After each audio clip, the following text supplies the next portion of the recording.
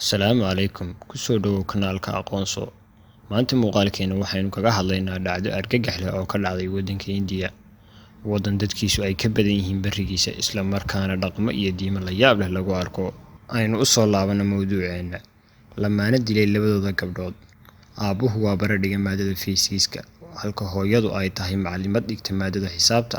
Haddii la oran jiray saynisyahanadu waxaysan tijaabin ama indhahooda ku arag ma aaminaan, maanta waxaan idiin haynaa kuwa sixirka ku kalsoon oo hog dheer ku riday aqoontii ay barteen.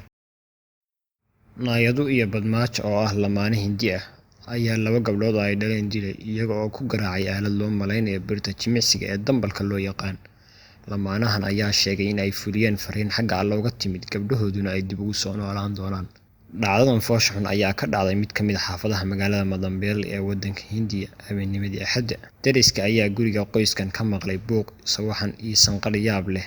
Markiiba waxay la xiriireen booliiska oo gudaha u galay guriga. Kadib iska caabin adag oo ay kala kulmeen lamaanahan oo u sheegay in ay gurigooda wax dhib ah uusan ka jirin. Kadib markii ay gudaha u galeen gurigan, waxay qolka cibaadada ee loo yaqaan Puja ka heleen meydka mid ka mid ah labada gabdhood, halka ay qol kale oo ka mid ah guriga ka heleen gabadhii labaad oo madaxa dakharo waaweyn kaga yaalaan, maracasna loo huuyay. Aabbaha ayaa saxaafadda u sheegay in ay gabdhihiisu dib u soo noolaanayaan iyaga oo qurux badan, nadiif ah, wax dembi ahna aan lahayn. Wuxuuna codsaday in fursad la siiyo inta waagu ka bariyo qorraxduna ka soo baxayso. Dhibka jira ayaa ah in qoyska ku kacay falkaas foosha xun dhammaantood ay yihiin dad wax bartay.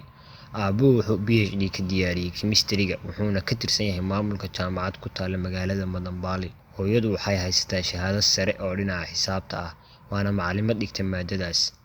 Gabadhooda cunad Alekhya waa 27 jir, waxay shahaadada masterka ka diyaarisay culuumta deegaanka, halka gabadhooda yar ee Sai Divya ay tahay 22 jir, bachelor ka diyaarisay maamulka iyo ganacsiga. Waxaa loo malaynayaa in lamaanahani qaateen ayna fuliyeen casharo la xiriira sixirka, kadib markii aabuhu booliiska u sheegay in uu fuliyay amarro ay siiyeen ruuxaan ama awood aan ishu qaban karin.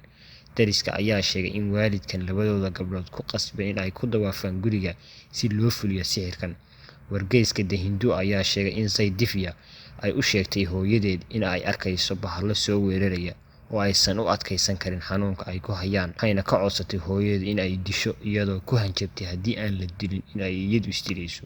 Duhurkii Axadda ayaa si naxariis darro ah loo dilay Sai Divya. Saacado kooban kadibna gabadhii cunad ee Alekhya ayaa u muuqatay in xanuunkii u wareegay, waxayna ku qasabtay labadeeda waalid in ay dilaan inta aysan isdilin.